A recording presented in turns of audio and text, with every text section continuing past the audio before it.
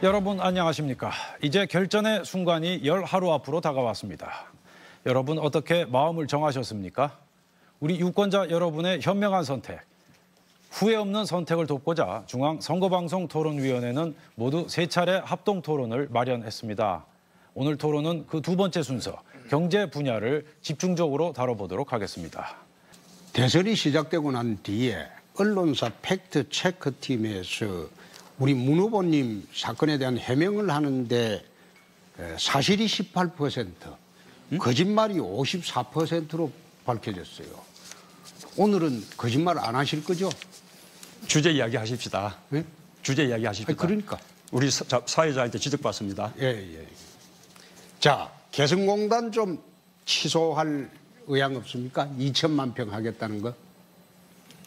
2천만 평은 지금 우리가 1단계를 하다가 개성공단이 폐쇄됐는데 그것이 앞으로 제대로 이렇게 발전했으면 2단계, 3단계 이렇게 발전해 가는 것입니다. 네. 마지막 3단계 때 2천만 평이고 그 가운데 가장 공단 용지는 600만 평 됩니다. 지금 개성공단이 100만 평인데 공단 용지가 한 33만 평 되죠. 1단계도 다 마치지 못한 상황이죠. 아니 그러니까요. 그게 3분의 1 정도가 공단 용지 아닙니까? 그렇죠? 그래 2천만 평을 하면 공단 용지가 한 3분의 1 정도 공단 용지가 나오죠.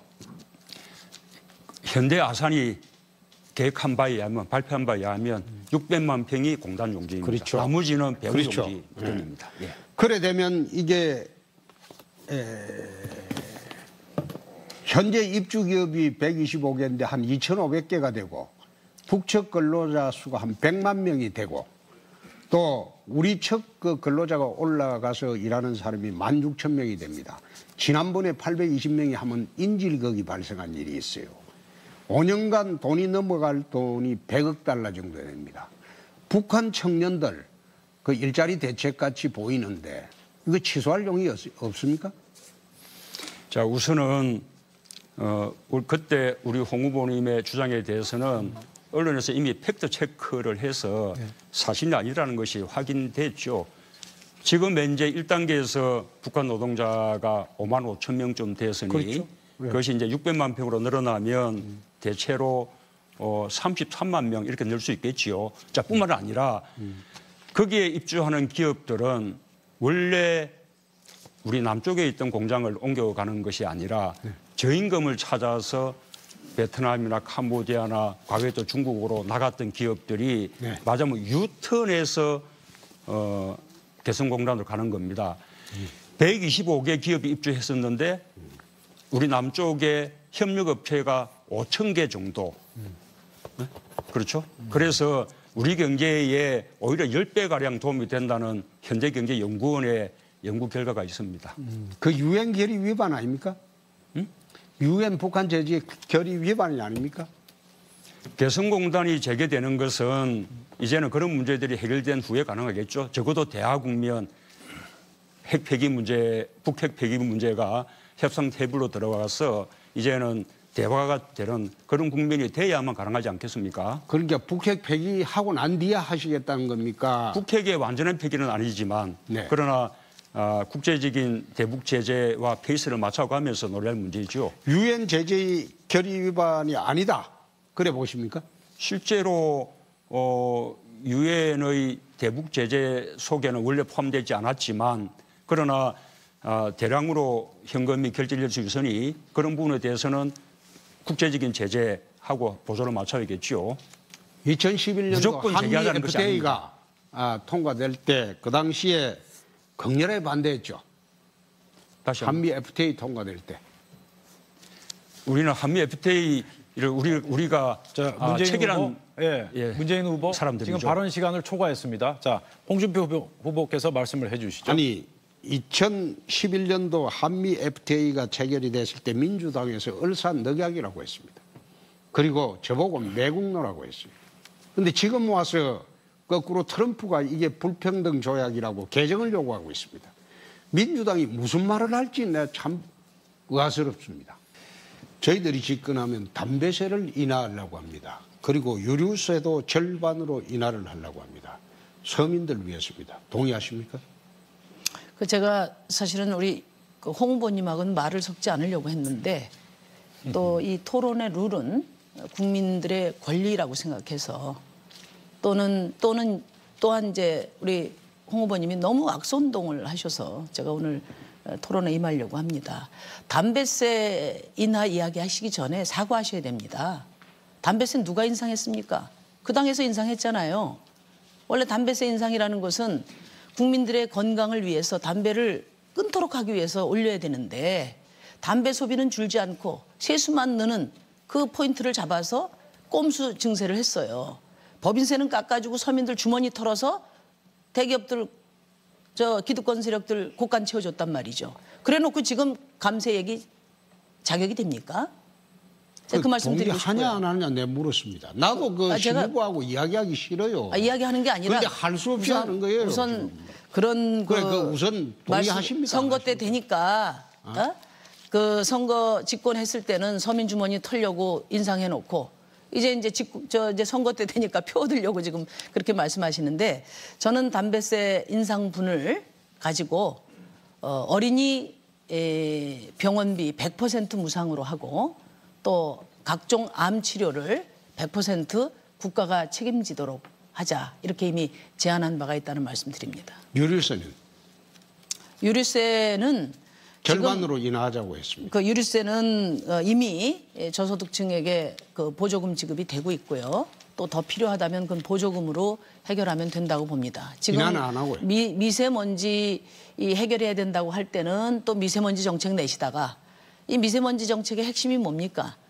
에너지 소비를 줄이는 겁니다. 그런데 또 서민들 표 얻는다고는 또 지금 유류세 인하해서 또 유류 소비 확대한다. 이런 이 포퓰리즘 공약은 이제 그만 내시면 좋겠어요. 모든 것이 그래 베베 꼬여가지고. 베베 꼬인 게 아니라 그 당에서 다 해놓은 일이 아닙니까? 또 묻겠습니다. 제사 이동통신을 설립해서 저희들은 통신비를 한 40%까지 인하하려고 합니다. 동의하십니까?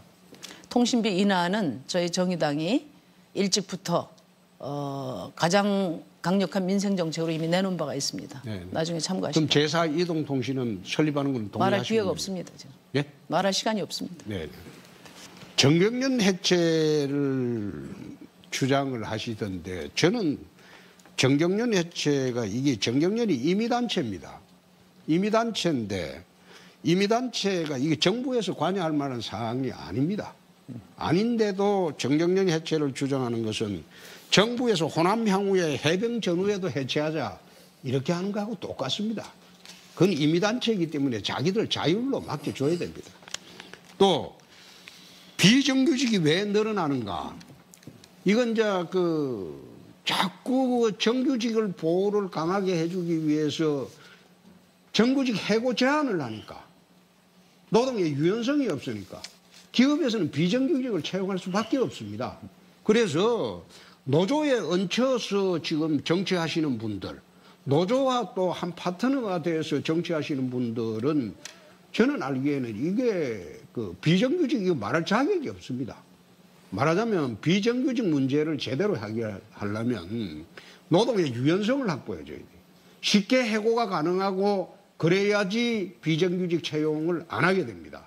그래서 저는 우리 한국 정치계의 금기사항인 그런 노조에 얹혀서 정치하는 행태 이제는 없어져야 됩니다. 지금 후보님들 중에서 감세를 하거나 또는 현재 상태로 유지하자고 하는 사람은 저밖에 없는 것 같고 오늘 그럼 또 트럼프가 미국 대통령이 법인세를 35%에서 15%로 내린다. 세계 최저로 내렸습니다. 20%나 파격적으로.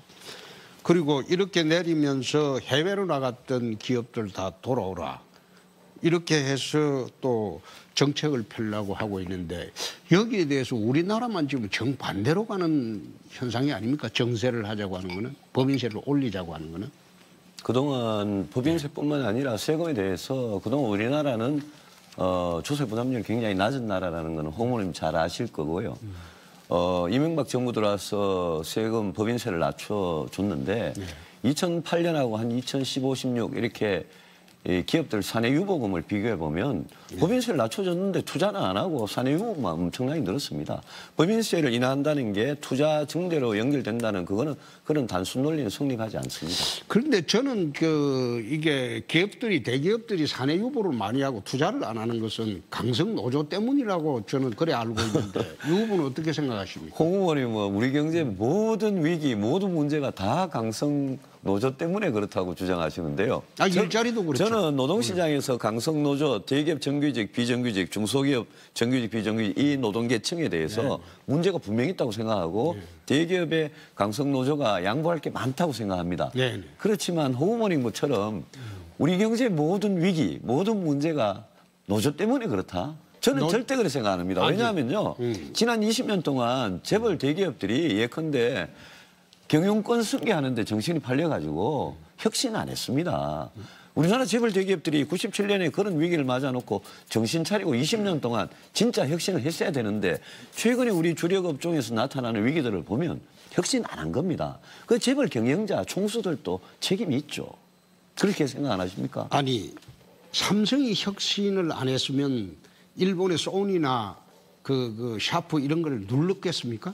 삼성이 계속 혁신을 하니까 그래 눌렀죠. 특정 대기업에 대해서 이야기는 좀 그렇습니다만 저는 삼성이나 현대차도 그동안 20년 동안 혁신에 굉장히 게을리했다고 생각합니다. 그렇습니까? 예.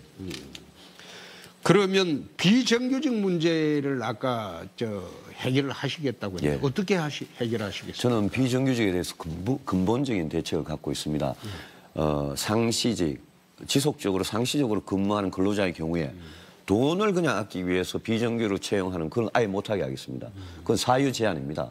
그다음에 업종별, 기업별로 좀 다르긴 하지만 비정규직 고용 총량제를 도입을 하겠습니다. 기존의 동일 노동, 동일 임금, 차별 금지 이 원칙 지난 10년 이상 해봤는데 비정규직 문제가 오히려 악화됐습니다. 그래서 저는 좀 더 근본적인 대책을 주장합니다. 비정규직을 기업이 많이 채용하는 이유가 뭐라고 생각하십니까? 홍 의원님 말씀대로 정규직 문제도 있습니다. 그 강성 노조 문제도 있습니다. 그렇지만 노조 없는 사업장의 비정규직 문제는 설명이 안 됩니다. 홍 의원님 방식으로는. 시간이 다 됐습니다. 자, 좋습니다. 홍준표 후보 말씀하시죠. 지금처럼 불황기에는 불황기를 탈출하는 방법이 트럼프처럼 감세를 통해서 투자를 유도해야 됩니다. 그리고 제가 노동시장을 갖다가 부정하는 건 아닌데 강성 기종 노조가 3%도 안 되는 이 노조들이 대한민국 노동시장을 전부 지금 털어지고 있습니다. 이거 타파해야 됩니다. 포르투갈, 스페인, 이태리, 그리스가 불황기에 정세를 해가지고 퍼주기 복지를 냈습니다. 그래서 망했습니다. 그런데 이제 감세를 하고 구조조정을 통해서 살아간 나라가 아일랜드하고 영국입니다. 우린 그 경험을 잘 봐야 됩니다.